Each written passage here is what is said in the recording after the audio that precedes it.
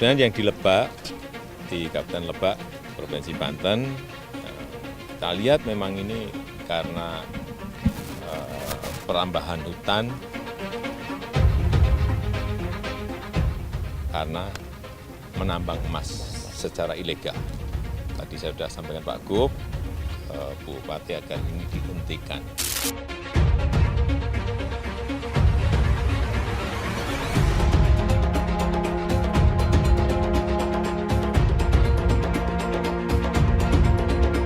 Kami sudah melakukan upaya-upaya penegakan hukum.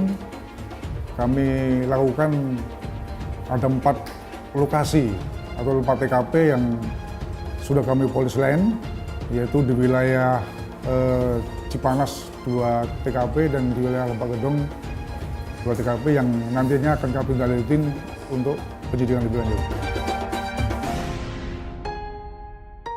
Nah, saya kira mestinya kan Presiden Jokowi memerintahkan anak buahnya, terutama di level kementerian ini, karena di sana ada Taman Nasional, untuk menelusuri atau mengidentifikasi secara serius dan jujur terkait dengan aktivitas apa-apa saja dan aktor siapa-siapa saja yang kemudian menyebabkan kawasan hulu itu hancur. Soalnya kan mata pencaharian kami cuma di sana. Cuma jadi gurandil ini. Di lubang itu? Iya. Kalau gurandil tutup, kami mau makan sama apa, Bang? Iya benar-benar. Mau makan sama apa ya? Emang mau dikasih sama pemerintah kami makan?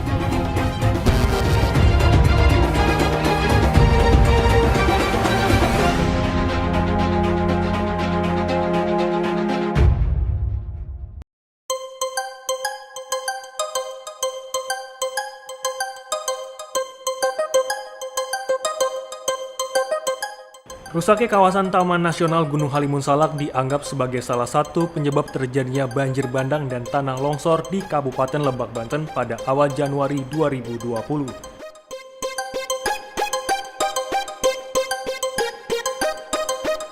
Bencana yang memakan setidaknya 19 bangunan sekolah dan 1.410 rumah warga ini membuat awal tahun terasa memilukan bagi warga Lebak yang tinggal di pinggir Sungai Ciberang.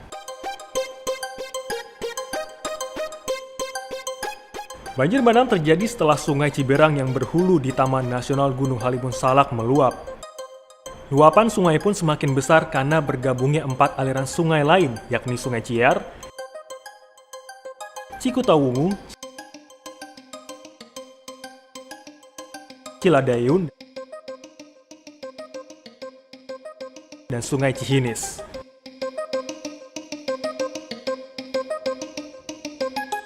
Kunjungan Presiden Joko Widodo ke Desa Banjar Irigasi pasca bencana pada Januari lalu menimbulkan kekecewaan bagi segelintir warga Lebak.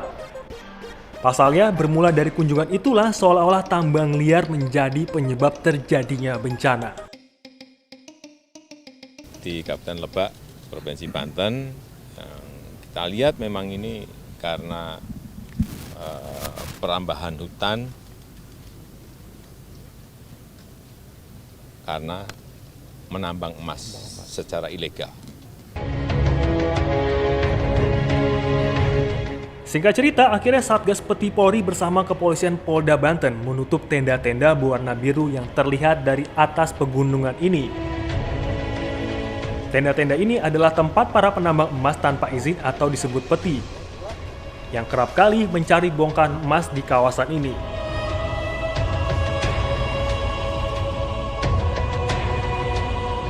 Terdapat ratusan lubang yang digadang-gadang menjadi salah satu penyebab rusaknya kawasan ini.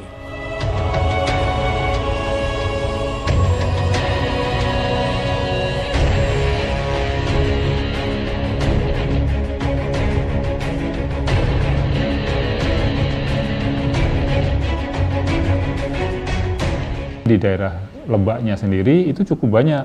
Kita menyebutnya itu adalah kubah atau tinggian bayah. Walaupun daerahnya ada di Lebak, ada di Sukabumi, itu memiliki potensi sekitar 121 ton emas di seluruh bayah dom ya. Jadi sebagian Lebak, sebagian Sukabumi, sebagian Bogor. Jadi tiga kabupaten itu. Itu seperti itu. Nah, yang ada penambang-penambang yang disinyalir atau dikatakan menyebabkan longsor, itu bagian dari yang punya potensi 121 ton tadi itu. Iya, dari informasi yang dihimpun Jatam, sebetulnya tambang yang ada di Lebak, Banten itu, sebetulnya ceritanya itu sudah mulai terjadi sejak zaman Hindia, ketika Indonesia sedang berkutat untuk kemudian berjuang memerdekakan dirinya waktu itu. Singkat cerita, kemudian kurang lebih tahun 1974 itu PT Aneka Tambang atau Antam kemudian masuk ke Lebak, Banten itu dan melakukan eksploitasi pertambangan emas di sana, yang kemudian sekitar tahun 2008 itu mereka memutuskan untuk berhenti.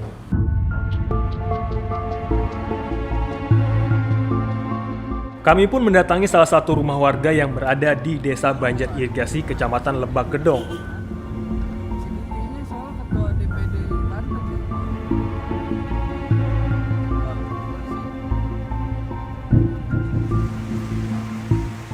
Rumah ini rupanya turut disegel oleh pihak kepolisian karena menjadi tempat proses penumbukan emas yang berasal dari kawasan Taman Nasional Gunung Halimun Salak. Ini kan lumpur nih. Iya, lumpur ini pada ke bawah, ntar diangkut. Rupanya sudah setahun rumah atau bengkel ini beroperasi. Dari sini kalau mencet misalnya pagi jam 7, terus kerja lagi sore. Iya, jam 4 dipencet lagi. Sampai mau maghrib. Paling yang ngerental mah cuma 2. Ini muter emas. Oh, namanya ngerental. Iya, ngerental namanya. Terus kalau numbuk pasti 6 orang lah. Nanya, katanya ini gudang apa, ini tempat apa. Yang numbuk mah enggak sampai dibawa. Orang yang numbuk juga cuma ibu-ibu doang. Ibu-ibu, bukannya bapak-bapak yang numbuk mah. Numbuk emas, iya dipek-pek sampai halus. Pokoknya mah pemilik-pemilik rentalan mah sekarang pada nggak ada katanya. Tahu pada kemana. Waktu itu saya kan lagi gotong royong bikin jembatan sementara untuk nyebrang ke Kampung Buluhen. Udah agak siang tuh ada yang nyari. Saya ikut, dibawa ke sana ke tempat pengolahan. Udah di sana, udah datang ke tempat pengolahan, itu udah ada banyak polisi yang mau nyita barang-barang itu. Iya, kalau yang numbuk mah sekitar 10-15 orang mah ada, tapi kebanyakan sih ibu-ibu gitu. Ibu-ibu. Kalau sekarang mah nganggur aja gitu. Nganggur.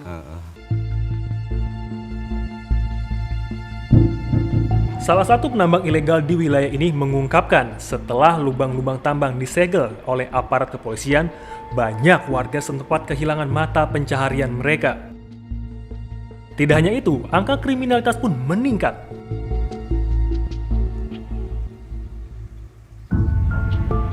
Kami pun menuju ke salah satu desa yang berada di Kabupaten Lebak untuk bertemu dengan seorang gurandil yang belakangan ini tidak lagi menambang pasca penyegelan tersebut. Halo. Halo, iya dong. Kang, kita udah di lokasi yang kita udah janjiin itu. Oh iya. Ditunggu ya, Kang? Oke. Kita tunggu. Dia lagi jalan ke lokasi, nanti dia langsung masuk mobil.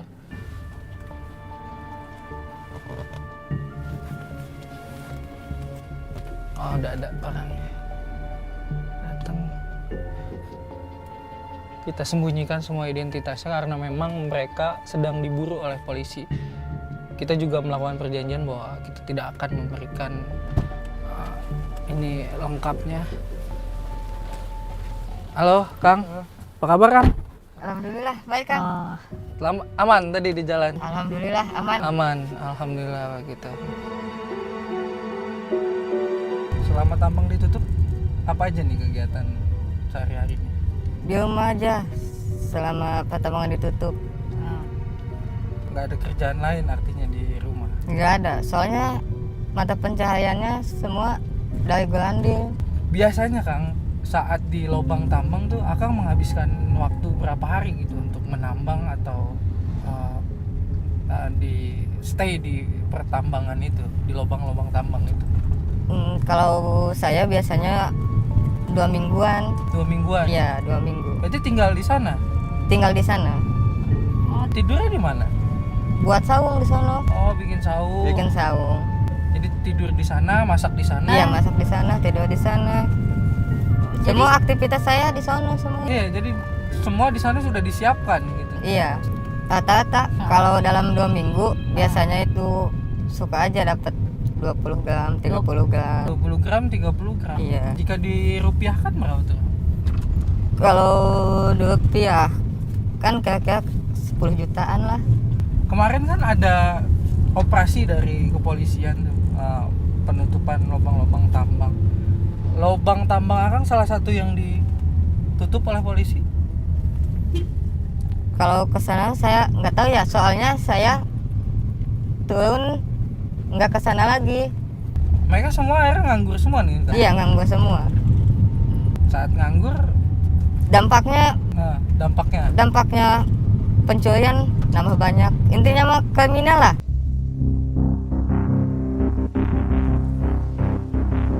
Dari Krim itu sendiri, khususnya di Subdit 4 Tipiter, kami sudah melakukan upaya-upaya penegakan hukum.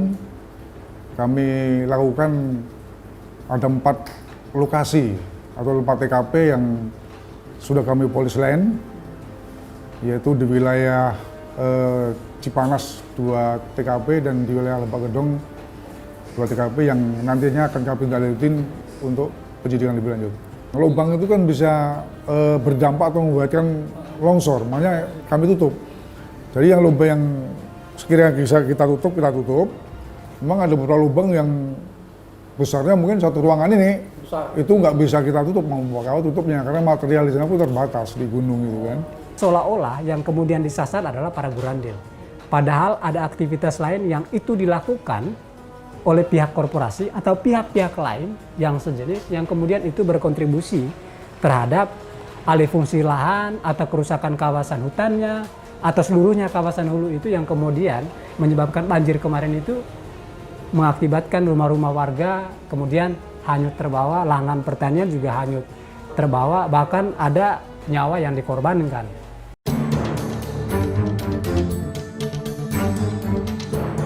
Selain karena lubang-lubang tambang yang membuat permukaan tanah menjadi rentan akan longsor, penggunaan zat-zat kimia seperti sianida dan merkuri oleh para penambang pun mengakibatkan tercemarnya aliran air di kawasan ini. Pakai cairan merkuri gitu. Tapi semenjak ada ilmu dari orang Korea, baru rame pakai nama, soalnya simpel bang, nggak kayak di Gulundung. Kalau di Gulundung nggak ribet, kita harus numbuk, banyak modalnya juga. Biasa kalau sianida sekali bawa itu kan 1 dem. 1 dem biasanya 50 kiloan, 50-60 kiloan lah.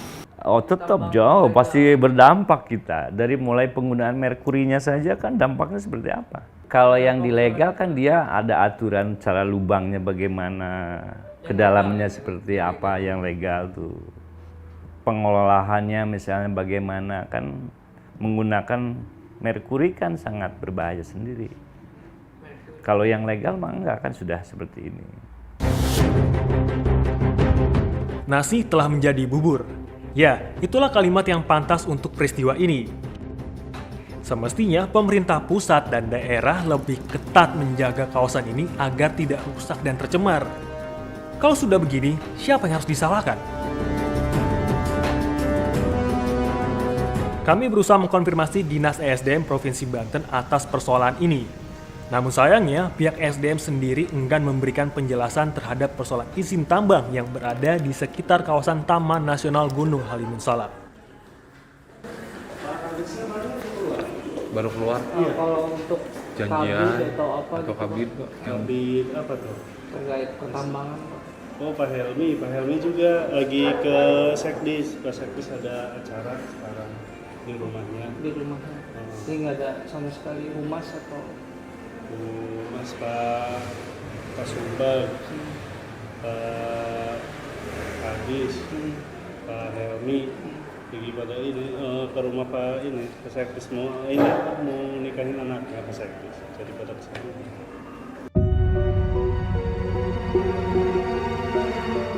Kepolisian Polda Banten masih dalam proses pencarian para pelaku dan para pemilik lubang. Hal ini dikarenakan karena Presiden Joko Widodo meminta Polri untuk segera menindak para penambang liar yang disebut sebagai sebab bencana banjir bandang di kawasan Lebak, Banten. Sampai sekarang kita belum ketemu orangnya. Kita kemarin 2 hari di sana. 2 hari di sana kita cari. Mereka belum ketemu. Baru satu yang kooperatif yaitu TKP yang di Cipanas. Namun yang lainnya kita belum ketemu. Kita udah melayangkan surat panggilan, bahkan udah 2 kali kita panggil, mereka tidak hadir, ya. Dan kita cari di rumahnya, yang bersangkutan tidak ada di tempat. Nah, saya kira mestinya kan Presiden Jokowi memerintahkan anak buahnya, terutama di level kementerian ini, karena di sana ada Taman Nasional, untuk menelusuri atau mengidentifikasi secara serius dan jujur terkait dengan aktivitas apa-apa saja dan aktor siapa-siapa saja yang kemudian menyebabkan kawasan hulu itu hancur. Nah, itu yang mestinya ditelusuri, lalu kemudian disampaikan secara terbuka ke publik, baru masuk ke konteks penegakan hukumnya. Menurut data yang kami dapat dari DLHK Provinsi Banten, ada 5 faktor penyebab terjadinya bencana pada awal Januari lalu, yaitu curah hujan yang sangat tinggi, jenis tanah, kondisi tutupan lahan, kerentanan tanah, hingga alih fungsi lahan. Sedangkan dalam kasus banjir bandang dan longsor di Kabupaten Lebak, semestinya tidak hanya para gurandil dan pemilik lubang yang disalahkan.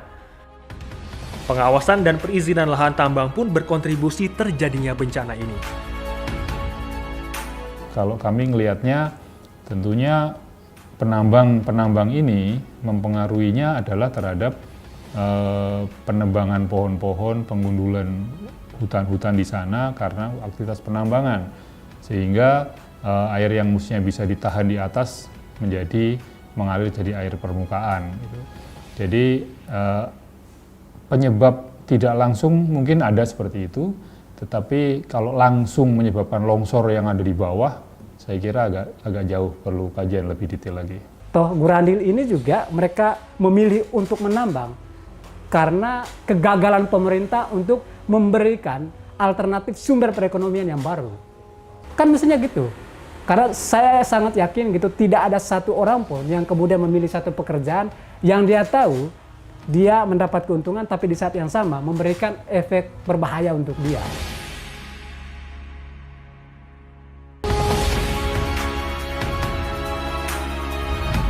Menurut Undang-Undang Nomor 5 Tahun 1990, di Pasal 4 disebutkan bahwa kegiatan konservasi sumber daya alam hayati merupakan tanggung jawab serta kewajiban pemerintah dan masyarakat. Di sisi lain, pemerintah juga mesti memikirkan sumber pendapatan masyarakat setempat, yang selama ini disebut menjadi momok terjadinya bencana banjir bandang dan longsor.